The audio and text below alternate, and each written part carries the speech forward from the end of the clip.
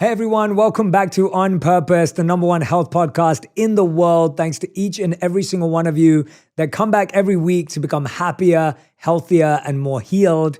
And I am so excited for today's conversation because not only are my two guests friends of mine, but they have a new book out that I know you're going to love, and I can't wait for you to read. The new book is called The Sunshine Mind, 100 Days to Finding the Hope and Joy You Want by Tanya Rad and Raquelle Stevens. I can't wait to tell you about these two amazing humans. If you don't already follow them, make sure you go and follow them across social media. And today we're going to be diving into the themes inside this book. But to give you a quick overview, Raquelle Stevens' most recent work includes hosting and producing Giving Back Generation. Radhi and I were guests on the show, so I can't wait to go and watch that episode. Raquelle also starred in the Apple documentary Selena Gomez, My Mind and Me, and the hit series Selena Plus Chef.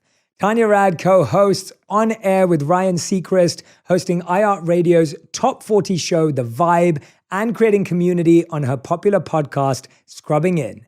Raquelle and Tanya just released their new book, The Sunshine Mind. I want you to go order it right now. You're going to love this book and you're going to love this conversation. Tanya, Raquelle, thank you so much for being here. Jay, thank you for having us. I'm like fangirling because I'm a big fan of the podcast. So to be a guest on the podcast feels like major. It's major. Yeah. And Jay, we've been friends for a while too. So it kind of feels like sitting with two close friends having a conversation. I was going to say that. I feel like, Raquelle, I met you very early on when I moved to LA. Yep. Like probably within the first 6 months, I think. Yep. We met through our friend Aline Kashishian. Absolutely, and then who we love. Selena had dinner with you and Roddy and Aline. And I remember her texting me after being like, you're going to love Jay and Roddy. They're the best. And so. And we've been hanging out ever since. And you've introduced me to so many wonderful people. You've been nothing but sunshine. In our life. And you're one of those people that I always talk about as like, there's very few people I meet that are just genuine and want genuine things for everyone in their life and want genuine people to connect. And then Tanya, we met very recently actually, much more, but we were messaging for many years on like DMs and like all of this. Well, I've been a fan of yours. Like I consume everything Jay Shetty. I just find you to be a very inspirational, aspirational role model. And so I love you in general. And then I remember Raquelle was like our common thread. And so we met very recently. But I met your wife first. Oh, no way. I didn't know that. Like a dinner. Roddy. At a dinner that we had. When was that? That was a while ago. Yeah, it was 2021. A couple of years. But anyway, I'm so excited because you're both finally here. Both people that I do believe bring a lot of sunshine into the world. So the book is very apt. But I want to ask you so many different questions today. I want to learn more about your friendship. I want to learn about both of you. And I'm sure this chemistry is like amazing and you know which questions you want to answer, but I want to start with both of you and say, what makes a day a great day for both of you? That's a really great question. I try to make every day a great day. And I'm not saying that in a way of like, I just wake up happy every single day. I think sometimes it's a choice. And so the things that make me most happy are my friends and my family and the people that I do day-to-day life with. So naturally, every day is a good day when I'm in communication with those people. And then also, all of the work that I do is committed to making a difference and to helping people. And so I feel like I'm living my life on purpose. And to me, that's a great day. It's being in community with people. It's choosing to see the good, even when times are a little bit hard, and having fun as well. Yeah. I love that. Tanya? I'd say mine's similar in the sense that it's really just being at peace and being happy. And for me, a lot of that I put in the book too are like these little nuances that I do. Like we can get very into the mundane of our, the routine of our lives. And I think it's like finding joy in those like little things. So in the morning, I wake up before the sun, and but when I walk into the studio every morning, I flicker the lights on and off, and I say, "Good morning, everyone." I'm like literally bringing the sun in. Sometimes it could be a little annoying, but like I think it brings everybody smiles, and it just kind of brings like a levity. And so I think to me, just kind of being happy and at peace every day is, I'm not a master at it. I can kind of get overwhelmed, and I think you're maybe a master at it. I'm trying to be. I have my moments, and that's when I like turn to Raquelle, and I'm like, I have a lot going on. Help me, and she'll usually send a scripture, and I'm like, okay, thank you. Aww. And I love what you've done with this book, and I just want to show it to everyone who's listening or watching wherever you are in the world. how this book is structured, because it's rare that two friends to come together to write a book together. Like, Yeah. that doesn't happen very often. I've interviewed so many authors over my years of interviewing, and you don't really see that. But the way this book is structured, I just want to show everyone, because I've been reading it this week. You get these beautiful scripture pieces here, which are these favorite verses, I imagine, of both of yours. But then you also get sections that are dedicated to whether they're written by Raquelle or Tanya. And so you're getting two perspectives on so many phenomenal topics, which I think is actually really rare. When you read a book, you're so used to getting one person's viewpoint or one person's research. When it comes to you two writing this book together, I've already asked you about a good day. What does a bad day look like for both of you? And how do you navigate those? Because we're writing a book called The Sunshine Mind, but there's some cloudy days in all of our lives. And you talk about a lot of that in the book. So what does a bad day look like, and how do you navigate those? You know what's interesting is why I say that this book is such a reflection of our friendship, because whenever I was having a bad day or I was going through something, heartbreak, or, you don't get that career, that job that you were really wanting and working hard for, Raquelle is somebody that I would always turn to in those moments. And she's that friend she always met me where I was. She had a scripture ready to like turn it around for me. And so when in the early phases, when I was thinking about this book, because I had written a different book proposal, it was like a dating book, and it was, it was just on the cutting room floor. It didn't end up going anywhere.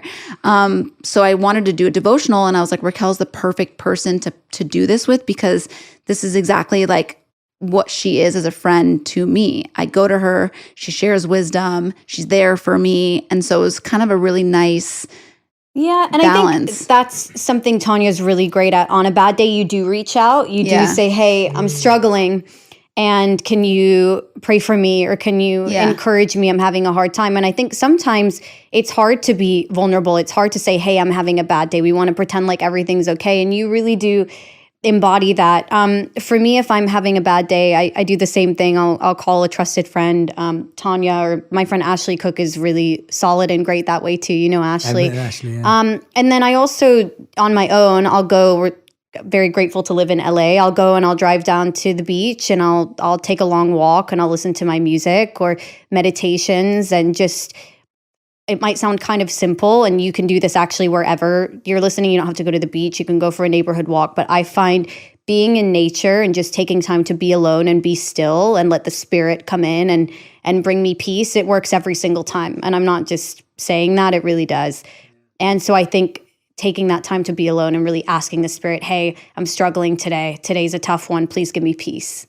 It can be that simple, and it works every time. I don't shy away from the bad days too. Like I've cried multiple times on the air. I have cried on Instagram. Tanya puts it all out there. I love that. Out there, because I do. Like, I don't want people to think, that I'm always happy, and that like I have moments and I cry and like. Can I say something about Tanya too? Is she early on in her career, she faced a lot with different people saying, you're too this, you're too that, you're too positive, you're too not, you're never going to make it in this business. Wow. Yeah. And your personality's too much. Yeah. And I have watched her stay so true to who she is. She's never backed down. She's stayed positive. She's stayed bubbly. She's, chosen to take the high road over and over again. And her career has just grown and grown and grown. And she's never changed. She's grown, but she's never changed. She's always stayed true to her. And I think that is incredible. Thank you. Oh, that's so beautiful. I love seeing a good friendship, because I think that in a world where everyone's looking for a partner and someone to date, it's almost like friendships often get devalued or become less important. Or we find that when someone finds the one or the person they want to be with, all of a sudden they don't talk to their friends anymore, only when they're heartbroken to come back to their friends to mend their, healing heart. And so I love seeing good friendships. I have a lot of great male friends in my life as well that I turn to that are part of my support structure. What do you think, Tanya, it is about your friendship with Raquelle that made you, in those instances, reach out to her? Like, what is it? Because I think what you just raised there, Raquelle, is we struggle with reaching out. We struggle with asking for help. We struggle with calling someone up and saying, I'm having a bad day. Like, that is a very vulnerable, challenging thing for a lot of us to do. And a lot of us will wait months, maybe even years, before we open up to our friend and say, this is what I've been going through. So what was it about your friendship that gave you a sense of trust in Raquelle? And what can we learn from that? And what can people listening take away from that when they're struggling to figure out who of my friends should I tell and what can I tell them? Yeah. I do think that trust is built over time. So I think I was able to kind of see over time that she was a very trustworthy person. I know if whatever I told her. And also, like, I'm in an industry that I need to keep things to myself, but I always knew that I could tell her, and it was like a vault. And that was she's just proven time and time again that I can trust her. But something that is very unique to Raquelle that I don't think, and I'm not as good as she is. But when you come to her for something, she doesn't give you her opinion. She listens to you. She doesn't judge you. She doesn't, you know what I'm saying? Like, I think a lot of times if somebody's going through something, somebody comes back and they're like, oh, he broke my heart again. And I'm like, he was always awful. He treated you bad. Like, it's none of that stuff. Do you know what I mean? Like, we always just want to give our opinion or kind of share. And she just listens. She's there for you. She encourages you. And I think that's something that I try to take into my other friendships too, because I can be the opposite sometimes. And I really want to be better about no judgment. Like, I know I could tell her anything and she will just take it and like, it won't even affect you at times. No, it's a gift. There's one word that you said that I wanted to point out to everyone, which I loved because I've never heard a friend described that way. She's a vault. And I'm like, that is a great... The visual of like an actual vault. It's like, your face on the vault. Nothing getting through. Yeah, there's nothing. But, and there's the idea that like, because we all have a friend that you like tell a secret to, and like, please don't tell anyone, but they're going to let it leak or something's going to get out, whatever it is. Everyone has a friend like that. And but when your friend's a vault, like I love that thought because there's such a safety there. There's such a security there. That's such a great visual. And Raquelle, with you and Tanya as well, like what is it that I guess allowed you to be a friend who is able to listen and not judge? Like where does that come from for you? Because I think a lot of us feel that if we're not immediately reaffirming what our friends are saying, then our friends are not going to like us. Right? So like most people think if my friend came up to me and said, Jay, I just broke up and, he was like this, whatever. And then if you don't say, oh yeah, he's a jerk. And of course, yeah, you're the best. Like we feel like our friends, right? Like we feel like our friends are not going to feel. Like, you're supposed to be on my side. Yeah, exactly. Yeah. And if you're listening and just being patient, a lot of people might just be like, well, Raquelle doesn't care about me or she doesn't really feel sorry for me or whatever. What's given you that ability to be more patient to say, hey, you know what? I'm actually going to listen and be more honest with people rather than just like tell them what they want to hear. Yeah. Well, I think it comes from trying to fully understand and live out true unconditional love.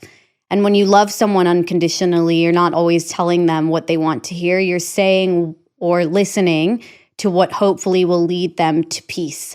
And what I've found is that when you're bashing someone, maybe in a moment it feels good, but it doesn't lead to real peace. Even if that person did do something wrong, it's like, okay, you know what? That sucks that happened. That's not okay. But we're not going to waste our time dwelling on that or bashing that person. We're going to, focus on the future. We're going to focus on what leads ultimately to peace. And so I love my friends. I love the people that are close to me. And so I try to give an honest answer. And then sometimes, the person gets back with that person or they stay with them. And so imagine Tanya's one of my close friends. She's broken up with a guy and I'm like, yeah, he's this, he's that, whatever. And then they're back together and I've said all these horrible things about the person that really she was just venting to me in a moment of a hard time that they were having. And so that's the angle that I tried to come at it from is what is the most helpful? What is the most peaceful? What is going to be encouraging the most to her? Yeah, that's great. I think that's the kind of friend that everyone says they want. And then we're always not sure when we actually get that. Well, how do we grow? I mean, I welcome that from my friends. I hope people are telling me the truth. I hope people are being honest with me and not just telling me what I want to hear, because then I can't grow if people aren't being truthful with me. Absolutely. I feel that even in marriage, like I'm married to someone like I officiated a wedding last year and I was practicing to my wife before I officiated, and Radhi literally told me the day before that it sucked. And I love her. And she's so honest. And every part of my ego was like, no, it doesn't. Like I put so much effort into this. Like, don't you know who I am? And And I listened because it's my wife and I trust her. And after my ego kind of like quietened down a bit, I was like listening to her and I was like, she's saying this for my benefit. Yeah. She wants me to be awesome tomorrow. And she's telling me in advance so that I can be awesome. Wow. I changed the whole thing, wrote it. It went great. Everything was fine. Everyone loved it. But it was so interesting because it's so hard to hear that from the people closest to us sometimes because we just want to hear them adore us and validate us, right? So Yeah, and of course, you know, if Tanya's coming to me and she's been really hurt by someone, I'm not immediately going to be like, well, you know what? Yeah. You deserve that. No, it's acknowledging it. It's being like, wow, that's not okay. That's wrong. But then, you know, not feeding it. Yeah, I guess. yeah. But you know what's How I would interesting? put What it, I've learned in friendships and relationships is like there is no right and wrong. There, you know, there's two people. There's two different perspectives. We've all grown up differently. We handle situations differently, and I think that as an individual, we just think our way is the right way, and the way we do things is the way that everybody should do things. When in reality, that's not how life is. Yeah. And so it's kind of just, you know, learning how to work in that space of like, okay, this is how you see it. This is how I see it. Now, how can we work together to like get to the finish line? Yeah. Yeah, I love that. Let's dive into the book. You chose 100 days, which I'm fascinated by why 100 days. And I'd love for you to tell us because it's a beautiful number. I like 100 days. I'm like, you can achieve a lot in 100 days, but it feels manageable. Why 100 days? I think for exactly that reason. I think you do 365. It feels like, oh wow, that's really overwhelming. That's what I was say. We were going to do 365. No, And we're like, no, I think 100 is digestible, and it's you know, we could have done 30. People say it takes 30 days to create a new habit, or we could have done 90. But I thought 100 was like a good number. You've got the 3 digits, but it's not like, whoa, 365, that long to find hope and joy. I want, maybe no. yeah. What do you And think? also, like, I think having something that you can go to daily for an extended period of time is good. But also, if you skip a day or two, it's not the end of the world, and you still, you know what I mean? Like, I think 100 just felt like a good number. I'm going to tell you that I feel the same way because my original book, the one that's coming out now as well, was meant to be 52 rules of love. And my editor was like, Jay, I think that's really overwhelming. Yeah. So it came down to 8. And it was a similar sort of feeling of like, how do you make it feel manageable and actionable and powerful? But it's not always easy to do that with the number. But I think 100 days is great. Like you said, it takes 30 to 90 days to form a habit. 100 days is a brilliant commitment. It feels like you achieve something. One of the things you talk about in the book is overcoming imposter syndrome. And I love that topic so much because I think that people are, and I've only picked my favorite days and things that I think were really powerful from the book. Overcoming imposter syndrome is such a big thing today because more people have access to more opportunities. More people are seeing more things happening in the world and knowing what's going on in the world. I know that in my own life, I've experienced imposter syndrome multiple times because I'm constantly in rooms that I never thought I'd be in. I'm constantly surrounded by people that I feel inadequate to in some way or weak to in some way over time, or rooms that I didn't imagine being or didn't expect to be in. And so imposter syndrome is something I experience time and time and time again. I have my own way of dealing with it. I'd love to know, where have both of you felt imposter syndrome in your life? And let's start there. Where have you felt it first? Let's start there. This is a big one for me because like Raquelle said, when I was early on in my career, it wasn't like a beautiful welcoming for me. It was very much, my personality is too much. People can only handle me in small doses. I'm a cartoon character. And you know, in this career, it's all your personality. So like, that was very damaging at a young age when I was starting out. So in my mind, I was like 21, 22. Okay, yeah. So you hear all that and you believe it because it's coming from people who are way above you in this corporate world, you know? And this is something that I am so grateful. You know, I work with Ryan Seacrest, and he, from the very beginning, has been so encouraging to me, and he saw something in me, and I would not be where I am if it wasn't for him believing in me, because I did have to deal with a lot of adversity from other people. It was very damaging. And it was like every step of the way in my career. Like I remember when I got my first TV gig at E, I had it all over again. I was like, I'm too much and I need to, you know, lower myself and be a little bit quieter. And every step and every milestone that I was making in my career, I felt really nervous at the start because I was just like, I'm not supposed to be here. I don't deserve this. And there's also a part of it too, where it comes from, I never dreamed that this was possible. Like I always envisioned it, but I never thought that it was actually going to be a reality. And so when it's actually becoming a reality, it's just this crazy kind of like, I don't deserve this type of thing. And so overcoming it has been a process, like a major, major process, because I've had to kind of unwind and like unhear all of these things. And it's so funny because it's like the people who see potential in you and believe in you, that number was far more than the ones that didn't believe and that try to put me down. But yet those ones are like the loudest voices and they're the hardest, that you can't get them out of your head. I think it took me a decade to like get them out of my head. Yeah. That's really done the work. Yeah. That's so true. I mean, the noise of other people's opinions is always louder than all these voices of support and encouragement. And Raquelle, how about you? Yeah. So for me, I think having and continuing to remind myself of how big God is, and whoever is listening, you call it God, the universe, a higher power. I think when we have a revelation of just how big that is, it's extremely humbling. And so for me, maybe similar to you, I found myself in a lot of rooms with people where I'm like, wow, how did I end up here? And a prayer that I've always prayed is, God, I don't want to love anything or anyone more than I love you. And so I think when you go into a room, you understand that I am worthy to be here because I am a human being. And we are all worthy. And when you understand the bigness of God, the higher power of the universe, you understand that we all play a small part in this journey of being human. And I think that's really allowed me to overcome imposter syndrome, because I do feel worthy. I feel worthy to be in the room with people who maybe I admire, maybe have achieved more than me, but like, what an honor. I get to learn from them. And I'm worthy to be there because I am human. Oh, that's so beautiful. Yeah. I love that. That really hit me. I love that. And and I think for me also, from a practical sense, I've started to embrace imposter syndrome as a sign that I'm growing. Yeah. And so I find that I've started to look at imposter syndrome as every time I feel it, it means I'm doing something that's uncomfortable. It's true, Jay. And I will say, I make it a point to surround myself with better. I surround myself with people who are further along than me, who challenge me, who help me to grow. And I have always been that way because I want to be better. Yeah. And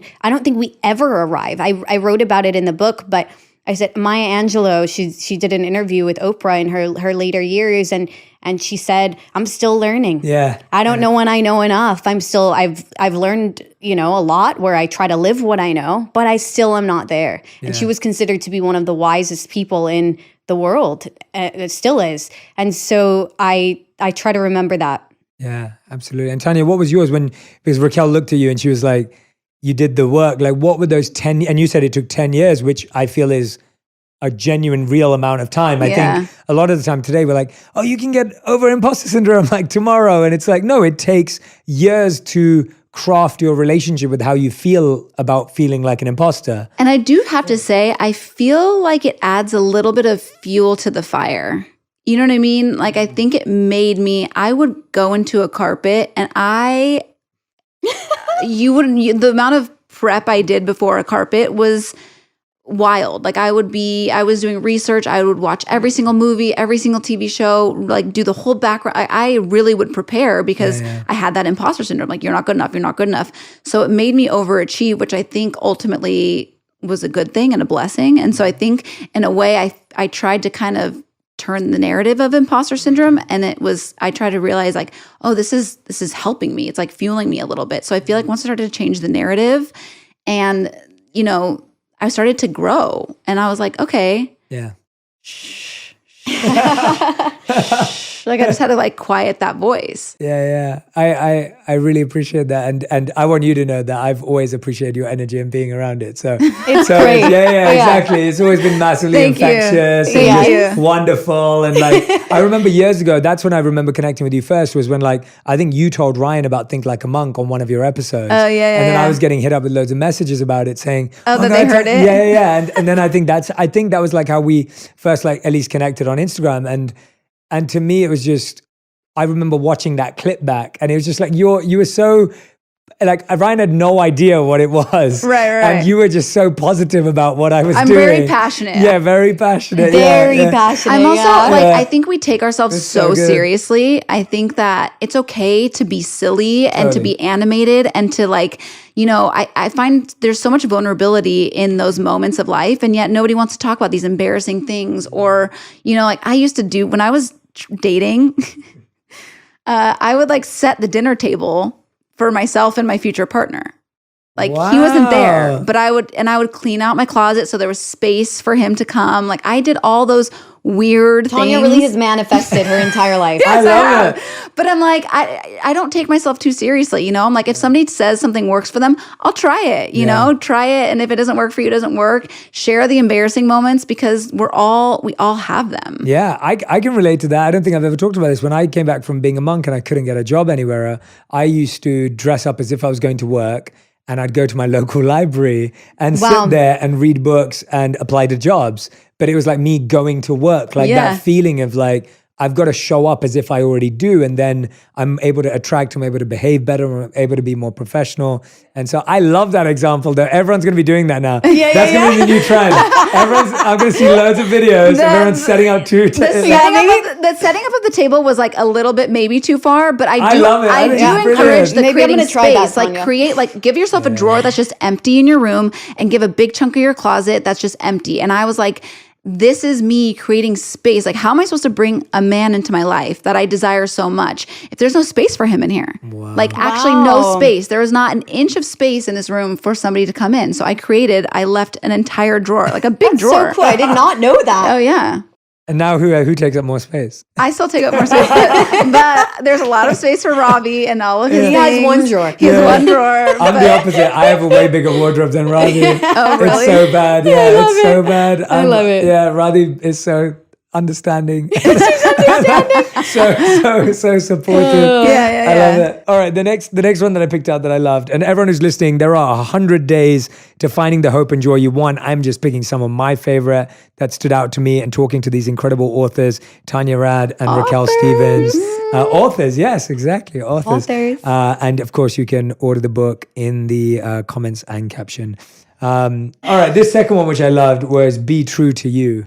I think this is something that is an idea that we really struggle with, because I see this meme, and I'm sure you both have seen it on like Instagram and TikTok and everywhere, and it's probably my favorite thing. And so it says, society says, be yourself. And then society says, no, not like that. Right? It's like we all live in this world where it's like, be yourself. And then when you be yourself, I was like, no, not like that. Yeah. Like, please don't be that version of yourself. Yeah. And it's like this really interesting idea that we're constantly being told, be true to you. But then when you really see someone in all their authenticity and all their flaws and all their genuineness, we don't like it. We consider it ugly. When the truth is we all have that inside of us. Like we all are that. So how have you both got comfortable with looking at the parts of yourself that make you uncomfortable? I don't want to live my life not accepting those things. So I've had times in my life where my flaws or my things that I don't maybe love about myself have really, they've given me anxiety or they've made me feel badly about myself. When I especially during my high school years, I was like, do I not look good enough? Am I not this enough? Am I not that enough? And it's like, I'm either going to live like that, live insecure, concerned with, maybe more of the external things, or I'm going to be so filled up with who God created me to be, which is loved, valuable, accepted, just the way I am. And through doing that and accepting that and through being myself, I feel like I've been able to cultivate a life that is authentic to me. I have relationships that are real as a result of being myself, of being true to me. Because if we're not, the other path is not it's not great. You're going to live constantly anxious. You're going to have surface relationships because you're hiding a part of who you are.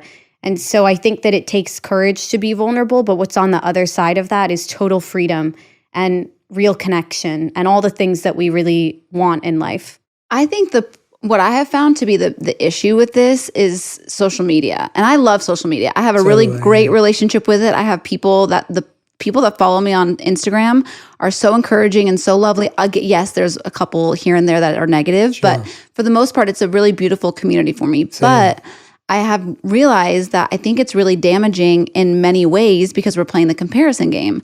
So it's like, yes, I'm going to be true to myself, but everybody is, holding this bag. And so I'm going to spend all my money to get this bag. So I have it in my social media because that's what everybody's doing. And I'm not sitting here to say, spend your money how you want. But I think that we've been wired to kind of chase this unattainable lifestyle that might not be within our means. And we're, like I wrote about in the book, being financially fit was really important for me because in saving, and you kind of have to take that comparison and live your own life because you're going to go into debt trying to keep up with the Joneses when that's not in your means. And so I think the comparison game in that way, I talk a lot about finances because I think it's not talked about, especially with younger women enough, the importance of saving. Yeah.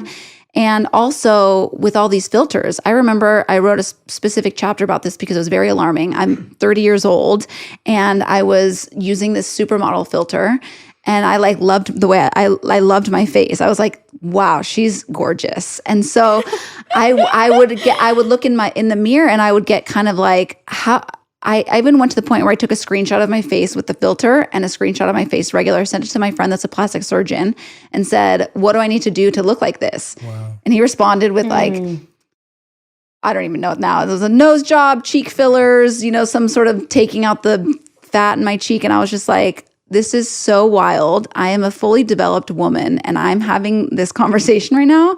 Imagine how damaging this is for somebody younger and insecure and figuring out who they are. And so I kind of made a point right then and there. I stopped using filters on Instagram because I was like, I don't want anybody to see me in a different way. And I also don't want to mess with my own head and look in the mirror and think, oh, I want to look in the mirror and see myself. Yeah. And so I made a really big point to just stop using the filters. And I put a challenge in the book for people to do the same for even just 24 hours, just to post without a filter.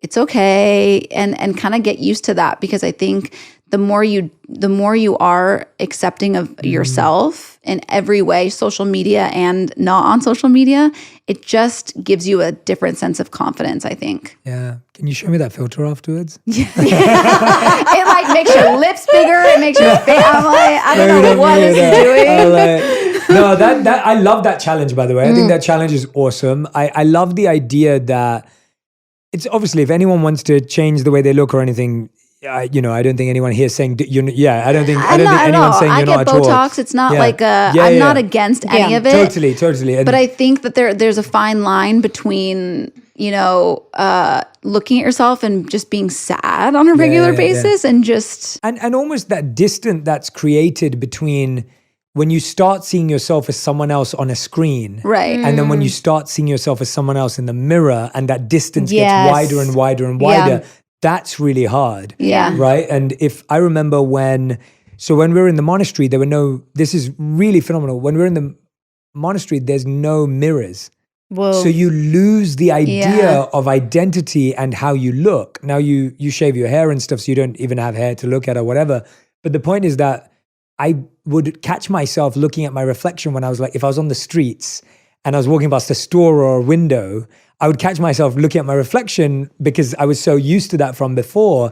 And it was so interesting to me to not look in the mirror for a big chunk of my life. That was just such a fascinating thing of you lose that sense of that's important and you actually have time to go inward. That's wild, Jay. Yeah, wow. and so hearing your idea in the same way of hey, don't use filters. You actually get more time to get to know yourself. You get more time to love yourself, appreciate yourself, and deal with the reality rather than a false reality that can really mislead you and mess you up with when you do look in the mirror and now you're disappointed with how you look. And Facetune is wild. I mean, you can really do some wild things on that.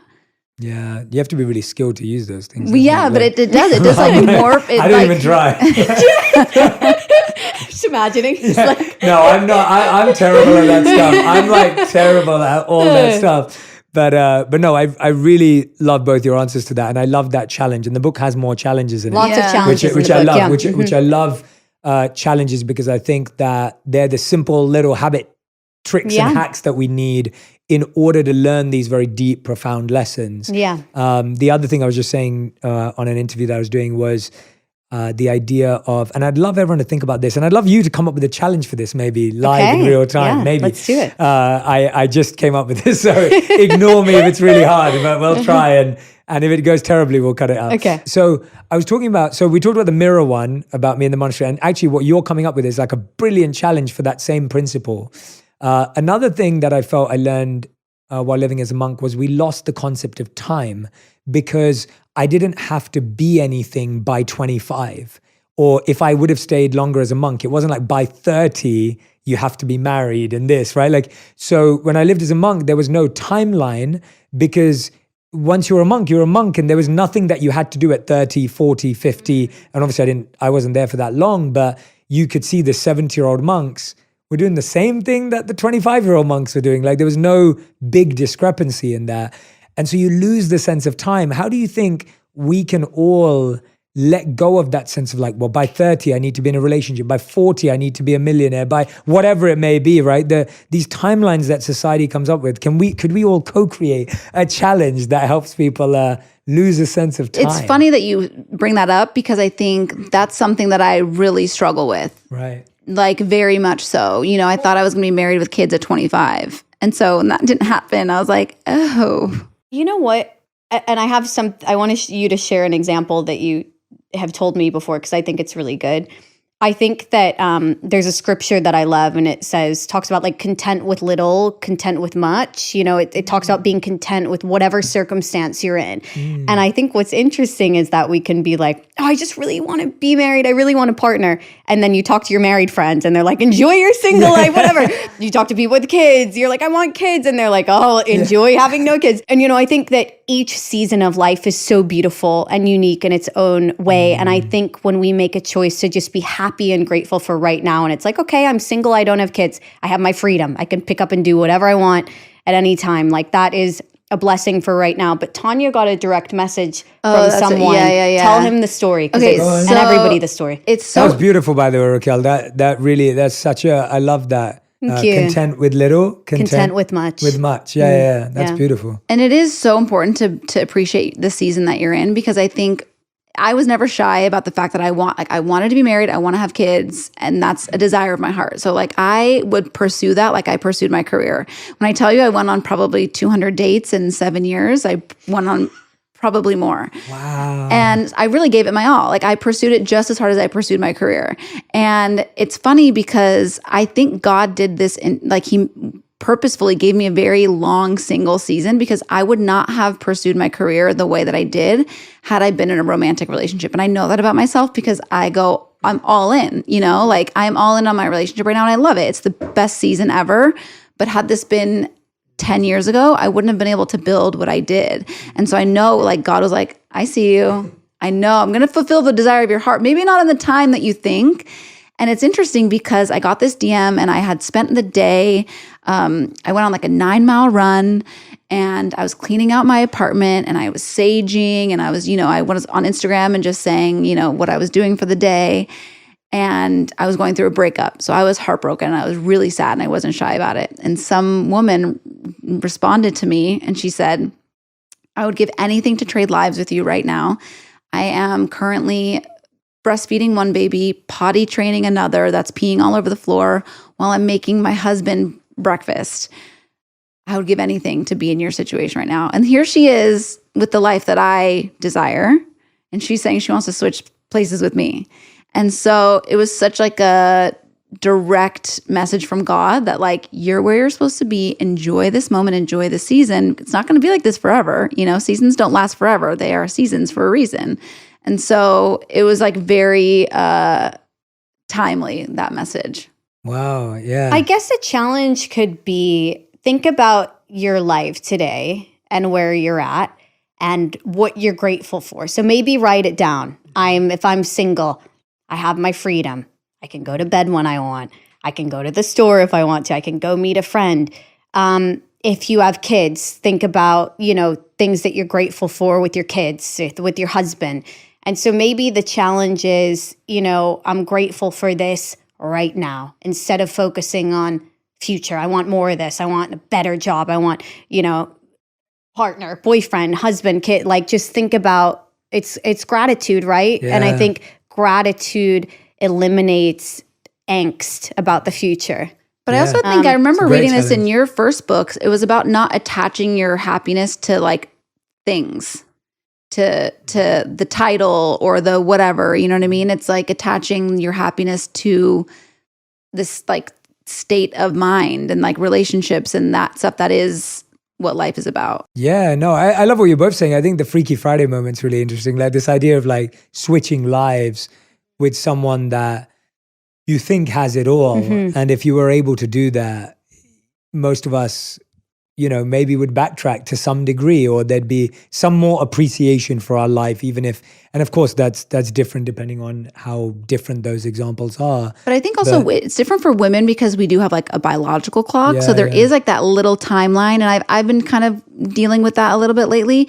But I think now there's so many resources. There's so much you can do. I know women that are having babies on their own. They couldn't find a partner. And so they're just doing it on their own. And I think it's such a liberating time to be a woman. And so I think all of these things are slowly starting to like become less of a timeline. Yeah, definitely. And I agree with you. I think that, I think the pressure to do something because of just time, and you're right, as a woman, definitely you experience it far more. And I talk to Radhi about this all the time, and it's such a, it's a challenge, but I like that challenge, Raquelle, of like figuring out what you currently have that you once dreamed of.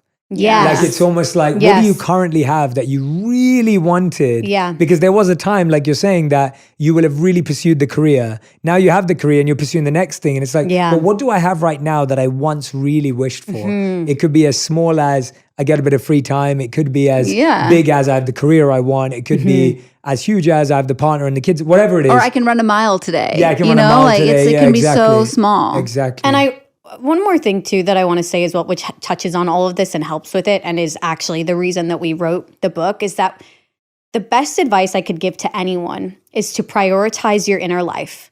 Because when your inner life is strong, you can handle anything that comes your way. So those seasons where you're like really wishing and hoping for that thing and you don't have it yet, your inner life is what sustains you. When you get the job, when you have the partner that you've always wanted, it humbles you and it fills you with gratitude as opposed to ego and arrogance and everything in between. When your inner life, when your spirit's strong, even in the mundane moments, that's what gives you inspiration, fills you with awe. And so I think just the best life advice for anyone at any age is prioritize your inner life. That will fill you up to be able to handle anything that comes your way. Absolutely. I have something that I often repeat to myself and others, which is, when things are bad, work hard. But when things are good, work harder. Yes. And I mean that on your internal self. Mm-hmm. Like when things are good externally, it's really easy to forget that actually you're only able to have this amazing external experience because of the inner work that you did like years ago or months ago. And then when things are great, you like stop doing the inner work. And then all of a sudden now you're in a cloudy season, and that, because you didn't do the inner work in the last season, it's not protecting you. And so I love that. And if that's the heart of the book, I think, it really, I would love that. And I know our community does that. Everyone who listens to On Purpose is such a inner work person. And I'm glad that they now have 100 new ways of doing that. One of the other ones, I've got a few more if you don't mind. Yeah, let's go for it. We're having a great time. All right, I want to talk about this one because I think it's a big one. Be done with shame.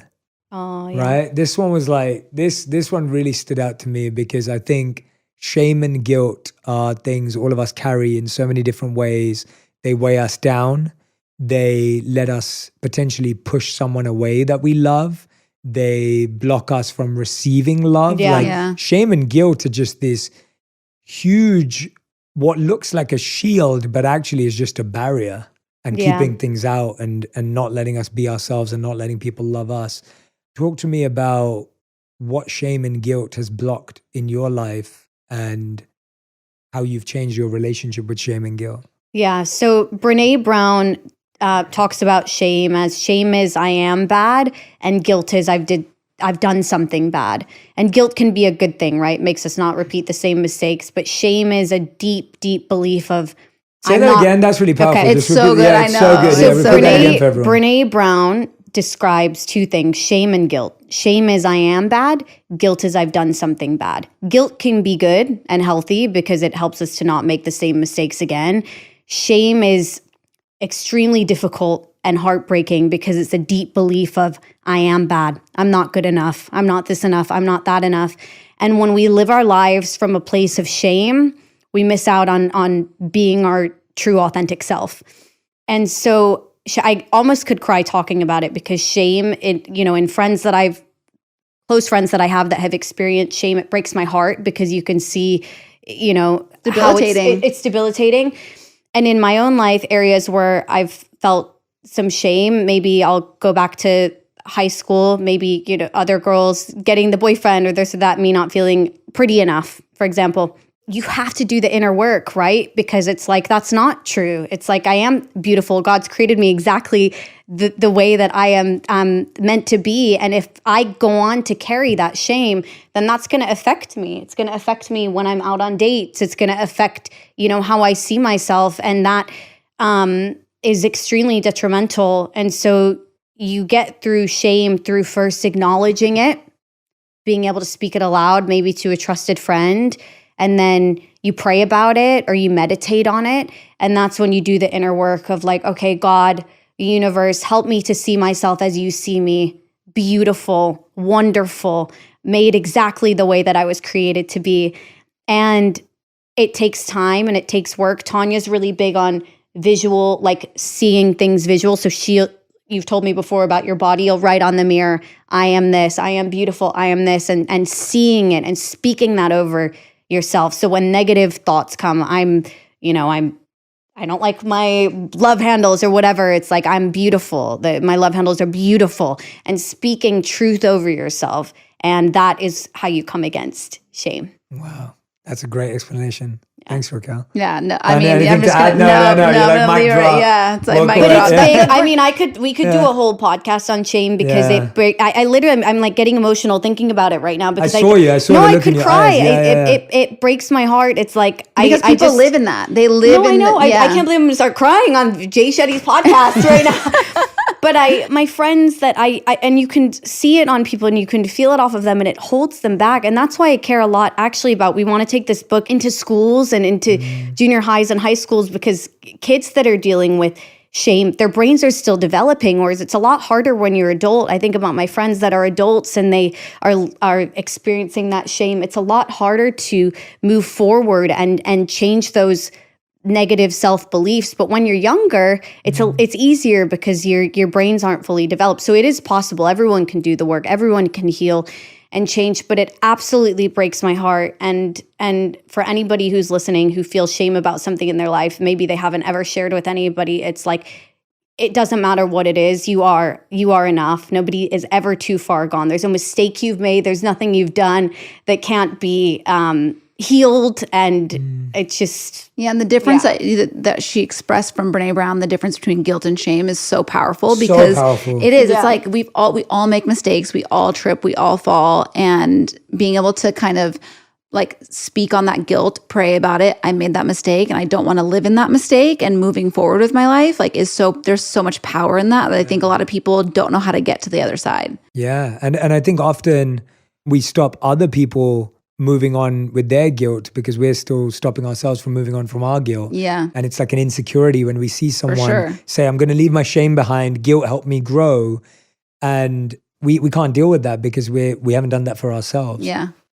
So powerful. And I'm putting out there too, I think this book would make a great book club book. yes. I can see a lot of people reading it together, reflecting on a lot of these ideas, doing these challenges together. Like, it's a very practical book. And, For sure. Yeah. And I'm a big fan of practical books because I think that it's not just a book that you're going to read on your own. Hopefully there's a book that you grab for your friends. You're going to read it together. You're going to discuss all these, even in the way us three are. Like, this is really, I find this really therapeutic. Like, you know, and I feel like I'm in therapy right now. Yeah, well, even me, like, I feel like I'm opening up because you guys are opening up, and there's these beautiful themes that you've selected in the book that everyone can relate to. Like, none of this, everything we've all said is stuff that we're all dealing with in very unique, different ways. Totally. But it's still there. Okay, I've got a couple more that I want to pick with you. I really like this one because it's obviously linked to my new book, 8 Rules of Love. Yes. And I love that this comes up in your book. So it's prioritize character over chemistry. And I love this because, you know, I'm a big romantic. I'm a big fan of chemistry. And I'm also just a big fan of love. Like, I'm obsessed with it. I'm kind of like you in the sense of, I always had this obsession with wanting to be madly in love, wanting to be married, wanting to have like this amazing relationship. Like, that was a big part of what I wanted when I was a kid. And then I married someone who doesn't like PDA, who doesn't like, who isn't a romantic. It's been amazing. Like, it's so much growth in a beautiful way. Totally. But I love this idea of character over chemistry.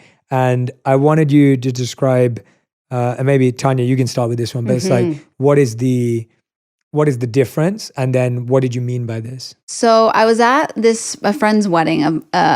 This was a while ago, and the guy that was officiating the wedding, the pastor, said it was a Bible verse, and it was all about prioritizing character over chemistry. And he said chemistry can lead to some healthy, couple good years of marriage. Character is what's going to last you a lifetime in a marriage. Ooh. And I started thinking about that. And it's so true. When you're dating, chemistry is the first thing that we all cling to. I want to make out with you. I'm very physically attracted to you. Chemistry is what takes the dating world, to the next step. But it's the character. You can have chemistry with somebody, and but that's going to fizzle. It's like a fire. It's going to burn out. But character is what lasts a lifetime. And so that's what I found to be so interesting when I was in my dating world, because I was prioritizing the chemistry. It was like, oh no, I don't want to go out with him because I don't want to make out with him. That was always my go-to. Was like, what was I physically attracted to him? And yes, I think that is important, obviously, in a relationship, but I don't think it is the number one thing. And I think if you meet someone, or if a friend's trying to set you up and they're like, this is a really quality person, they have a really great character, I think it's totally worth going out with, because that's what's going to last the lifetime, I think. And that's something that I always say about my boyfriend right now. His character is like... I met him too. Yes. He's the best. He's awesome. We love Robbie. Yes. He is just... His character is so strong. He's got great energy. He's been through so much in his life, and you wouldn't even know it, because he puts it... he just carries himself so well. He doesn't bring past experiences into his new relationship. He just has such a strong character. And I think that... And we obviously have chemistry too, but the character is what trumps everything. It's so important. And I think when you're dating, remembering that is so crucial. So I want to ask you, in those 200 dates you went on, right? Or something like that, which by the way is inspiring. And I want you to talk about that, because I have so many friends right now who struggle with dating, are scared of dating. I was literally talking to a friend, you know who you are if you're listening to this episode. I sent a voice note late last night to a friend saying, dude, it was a guy. I was like, you just need, I was like, just clarifying. I was like, dude, you literally need to meet this person, because I don't see what you don't like about her. And if you don't go out on a date, you're not going to know anything. Right. You can't decide based on a picture in someone's bio of who they are. So I was just saying, you need to get out there. And I think so many people today, and we have to be honest, the pandemic set us back with social interaction. Social anxiety went up. People are scared of meeting people. People are forgotten how to have conversation. People may not be as confident with who they are anymore. We can't ignore that. First of all, how did you find the courage, inspiration to go out on 200 dates every time? Because I think people go out on 1 or 5 and or 7 and they're tired. It's exhausting. And it's very disheartening. Yeah. So let's talk about that first. And then the second part I'm going to ask you is, I'll save the second question. And then Raquelle, I'm coming to you in a second. All right, go on, I'd love to talk to her about dating. Yeah, exactly. Yeah. I think the thing that was like the one hit wonder. I'll go out with anybody once because I'm with you. Like, you don't know if you're going to get along with somebody. You can only tell so much on a photo and a bio. So I would always say yes to a first date. But no matter what. No, even if you didn't like their picture, even if you weren't attracted. Yeah, right. I would go out. But I didn't go on very many second dates. Like, I'm very quick to know. And so I would know like it's not going to happen. So when I say 200, it was just like, yeah, I would just keep it moving, keep it moving. There were a couple in there that I would date, a couple months here and there. And I think the longest I dated somebody was 6 months. So they're like little heartbreaks throughout the whole, and it's disheartening. It's just like, is he out there? Like, I thought this was going to be him. And then it turns out, this guy, like I dated, when I tell you the stories, and that's why I wrote the dating book, because I'm like, it feels like a movie, some of these things. I met a guy on Wilshire Boulevard, rolled down his window, asked me on a date, went out with him. He was total. You said yes? Yeah. She really said yes. Yes. She said yes. Really said yes. Yeah. But, time after time, it does get very disheartening. But I always had this journal. It's called my Dear Future Husband journal. And after really bad dates, I would come home and I would just write in it. Okay, that's the book. My Dear Future Husband. Yeah. That's part two of the sunshine mind. No, that's your dating book. I'm saying, My Dear Future Husband. I see that. But I would always I would write I would write about hope and the hope that I had for this man. I knew was out there, because when God puts a desire in your heart, he fulfills it. Again, it might not be on your timetable, but like, it's such a strong desire of my heart to have a partner, to share a life, to be married, to have a family. And so I knew he was going to fulfill it. So I would write to my future husband. I would just write to him in this journal after every bad date. And it kind of kept me out of that mindset of, this sucks, there's nobody out there, like, are guys really like, it was everything under the sun. So that journal really helped me keep hope alive in my life. So that's kind of how I navigated the dating. Cool. All right, Raquelle, I'm coming to you, and then I'm coming back to you for a question. Raquelle, all right. So, I guess the question's about, obviously, this character over chemistry piece, and you've talked about this before, just about how like dating and relationships are sacred to you, and it's hard. Like you don't just dive in. And, No. You're very careful and composed, and like again, I think you're such an accomplished person internally and externally, and society, and I talk a lot about this in my book, where society has made us believe that we're inadequate if we're not with someone. Absolutely, yeah. And I completely disagree with that, obviously. So do I, yeah. You have another section in this book which is all about the power of finding solitude, which I love, which I'm such a big proponent of. And even in Tanya's case, she was talking about how like being single was so important for her now being together, and she was able to achieve things. So how have you made peace with that part in your life, where that's something you're figuring it out? It's not something that's worked out, but you're not disqualifying yourself because of it. You're not making it reflect on who you are. And obviously, as I'm saying, I know who you are, and anyone I'm just throwing out there would be lucky to be with Raquelle. True, thank you. Truly, and I mean that. And I've always said that to you, like off camera, like that. Yeah.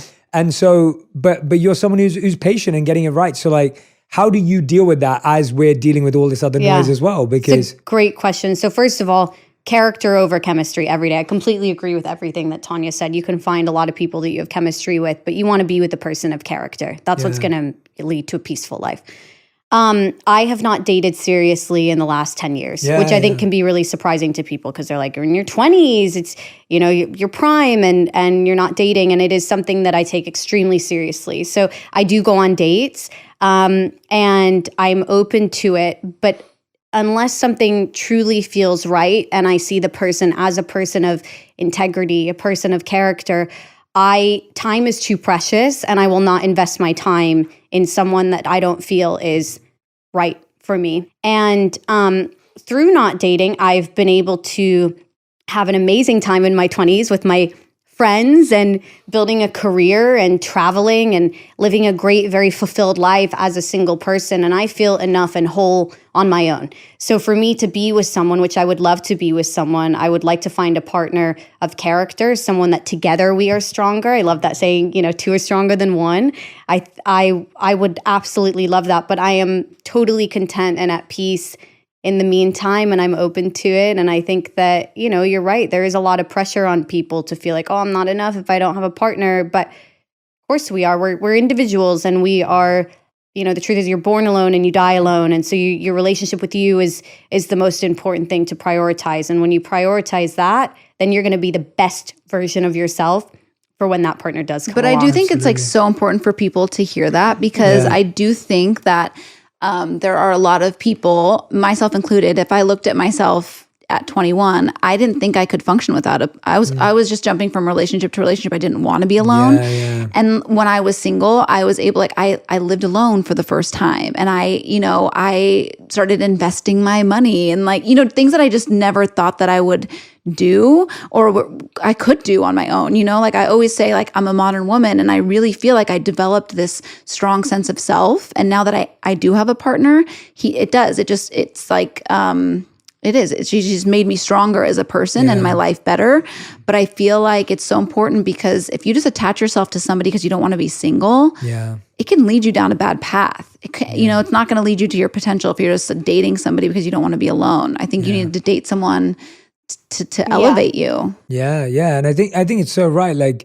I think when you run from relationship to relationship to relationship, that's when you fall in love instead of growing in love. And I think for anyone, I've been with Riley now for nearly 10 years, and it's been more growth than falling. Yes, I like that, fall and grow. Yeah, it's we fell in love, sure. That statement I've always wanted to fall in love. So but that's because of Hollywood, and that's because of movies and music. That's not because of me. Now as someone who believes I'm in love with someone who's in love with me, we're growing every day. We don't fall more deeply in love together. We grow more deeply in love. There's so much more evolution and learning. And it's really interesting. I was talking about this the other day, that so many people feel like enjoyment is the peak of a relationship. And I'd actually say the amount you've grown together and evolved together is the peak of a relationship, because it makes life easier rather than, just pleasure. Not saying there isn't any, kind of like the chemistry and character point. I want to go back to both of you on that, because I fully agree with you too. How do you discern character? Because I think a lot of people say, I know if I'm attracted to someone, right? You can tell. I know if we have a bit of a spark because we're going back and forth and there's, this stress and excitement. But character, it's how do you know? Because character is such a big word. We always hear these scary stories about, I was dating this guy and then he had a whole nother family, in another state, right? I don't know. I hear stuff like this all the time. It's so real. Every true crime podcast starts out with this shady boyfriend. I'm like, no. Yeah, or you find out that, this person isn't everything they said they were. They didn't have that much money or whatever it was, or they didn't look like whatever. There's just so many. And of course, Tinder swindler. Yeah, exactly.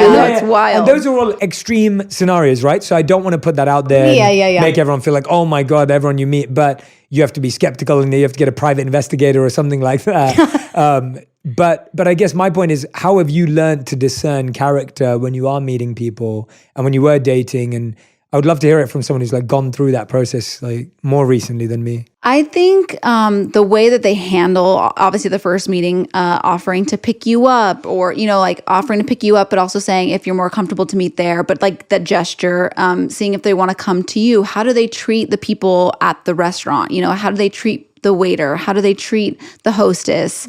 Are they... when they're speaking about their life and their passions and other people, are they talking badly about other people? Do they have a sense of spirit? Or, you know what I mean? I think it's just being super lasered in on how they're, on a first date, there's only so much you can tell, but I feel like you can also still tell a lot. Well, and I think I'm really big on looking at the fruit of people's life. And I think what I mean by that is, who are their friends? Who do they surround themselves with? Are they generous? It doesn't have to be with money. Are they generous with their relationships? Are they generous with their time? But I think who people have around them says a lot about a person. So if you meet someone and you meet the friends they're not really cutting it, you know what I mean? It's or there's certain things that feel a little bit off, then that's a sign. Yeah, those are great. I love all of those. So everyone who's listening and watching, write those down because they're so awesome. Take a screenshot of where we are on the episode right now, because all of those are such great ways to know character. Some of mine that I love is I want to see someone when they're tired, stressed, and irritated. I feel like when I see someone, and that doesn't make me decide whether they're a good person or bad person, because by the way, I'm really not nice when I'm irritated.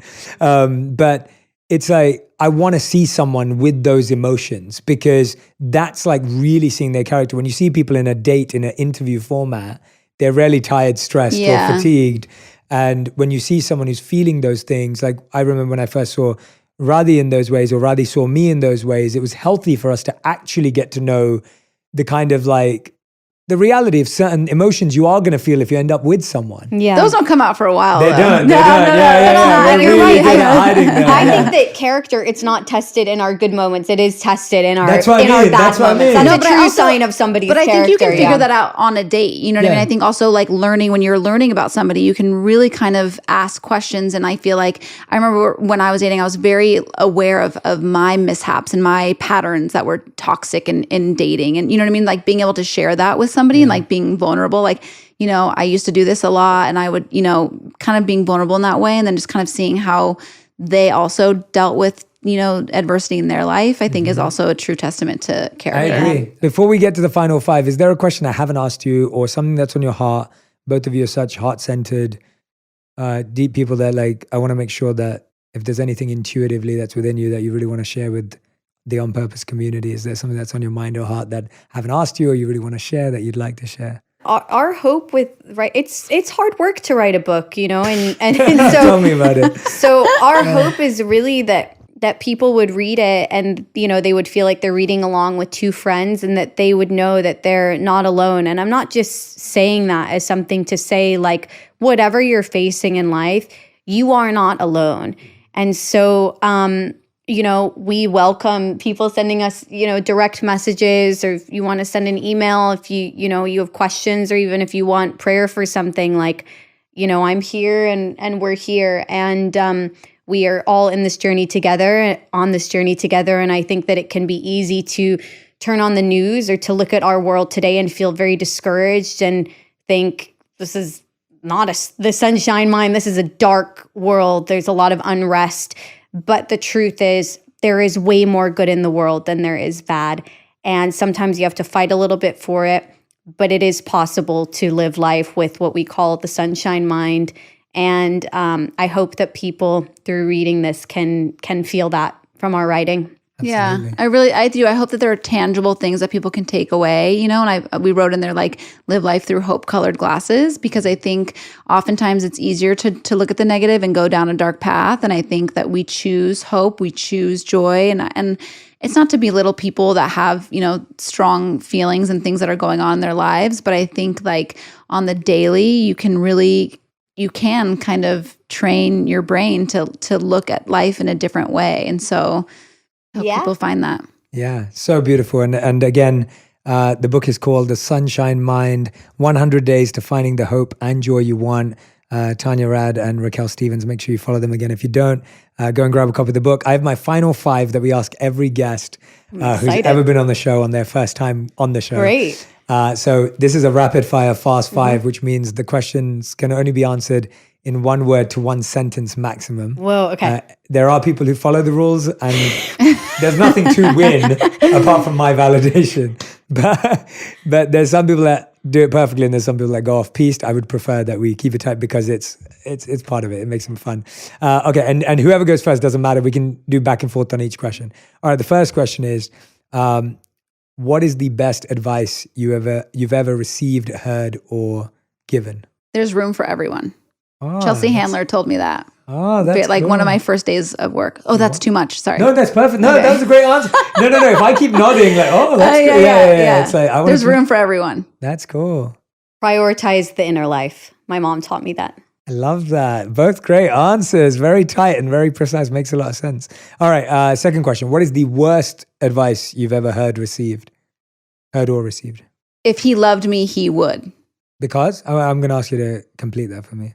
If he loved me, he would. We always say if somebody loves you enough, they will do anything and everything. Right, and I think that's just not, it's such an unrealistic expectation that we've been told for years and years and years. And I think it's problematic. That's huge. Love that one. Got another episode on that. All right, Raquelle. Right before I moved to LA 12 years ago, I was living in Chicago, and someone said to me, you're meant to stay here. You know, the grass isn't greener on the other side, it's greener where you water it, which I think that statement can be true in certain times. But, you know, I disagreed with that person who was a big voice in my life at the time. I wrote about it in the book, and I thought, no, my piece is telling me that I'm, meant to go to LA. And I think a lot of times when people are close to us, we can listen to their advice and actually go with it, but listen to people, but then trust your inner voice. Great. Okay, so yeah, it was bad advice because they were asking you to stay. They're telling me to stay, and I thought for a second, I was like, maybe I will stay, but no. Question number 3, what's the biggest lesson you've learned in the last 12 months? Compromise is a beautiful thing. I think people often hear that word and they think you're selling yourself short. And I think it can be a very beautiful thing. All right, Raquelle? When you're living a life of integrity, you always sleep peacefully at night. Wow. I think I had a lot of moments this past year, like career stuff, different things that happened, or, people say this or they say that. And it's like, no, I know who I am. I have to say, watching you through that season of life, as a friend, she was so admirable to just see anybody that was in that situation could have really crumbled and really, been shaken up by everything that was going on. And it did not. Raquelle, she knows who she is. She knows the person. She knows her character. And she was not like, it was just, it was really cool to see, because you really do and everything that's in the book, you really, this is how we live our life. And it's in those moments when you're faced with these situations that it comes into play, and you really were strong. Question number 4, what's your favorite day each in this book that you can't wait when people get it for them to read? Is there a specific day that, out of the 100 days, that you both feel is one of your favorites that you can't wait for people to get to? I'm a big fan of Catch a Vision. I make vision boards every single year. So I think Catch a Vision is one of my favorites. Nice. I can't remember exactly which day it was, but the one on forgiveness. I wouldn't expect you to remember 100 days. Yeah. Catch a Vision is day 54. Yeah. The Catch a Vision is day 54. And then which one was your one? Forgive. Forgive Someone, 63? Yeah. Yeah. So Forgive Someone on page 63. Thank you, Jay, for reminding, or for telling us page 63. 63 Day 63. You can't live a life of freedom without being able to forgive. And so I forgive everybody and everything. Sometimes that's a little more of a process. Sometimes it's easy. But it is essential to live a happy life. Beautiful. All right, 5th and final question for both of you. We failed on this, by the way. We've been chatting away. No, but I've been asking. Okay. No. You haven't failed at all. You haven't failed at all. I always get intrigued by answers to these 5, and I ask people to answer them in one word or one sentence, because then people get really thoughtful, and then you can really get into it. Okay, 5th and final question. If you could create one law that everyone in the world had to follow, what would it be? I already thought of mine. Oh, all right. But it goes along with the book. But that's good. I would want either no filters or anything on social media, or people, it has to say what was used on this photo. Do you know what I mean? Because I think as a young girl, you're looking at all these photos and they've been photoshopped and they've been put through so many filters, and you don't see that. So it's if these platforms would tell you how much work was put in this photo, I think it would relieve a lot of these expectations that we put on ourselves. So I think either removing all those, or having to disclose what you used on your photos and videos. That is great. We've never had that on the show ever. I love that. That's a good one, Tanya. That's brilliant. That's really good, Tanya. I think because I think that there's a lot that goes into our psyche that we, from scrolling, that you don't even realize is going into your psyche. That's very problematic. So if it's just all out there, you want to use your whatevers, use them, but just tell people. I love that one. Mine would be don't judge. Yeah. And I heard Maya Angelou, to quote her again, she said something along the lines of, if you are human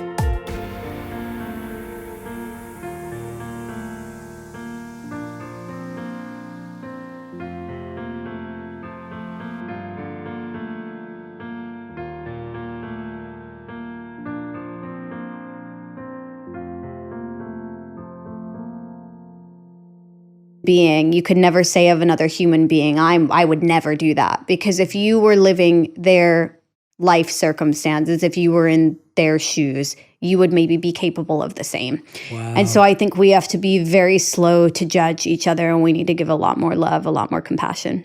Beautiful answers. Everyone, the book's called The Sunshine Mind, 100 Days to Finding the Hope and Joy You Want. Tanya Rad and Raquelle Stevens. Make sure you go and grab a copy of the book. I'm so excited for my friends. One of my favorite things is to use my platform and community to support my friends and people that I love, people that I think are bringing amazing energy into the world. And these two wonderful humans are doing just that. So I hope you'll show them all your love, all your support.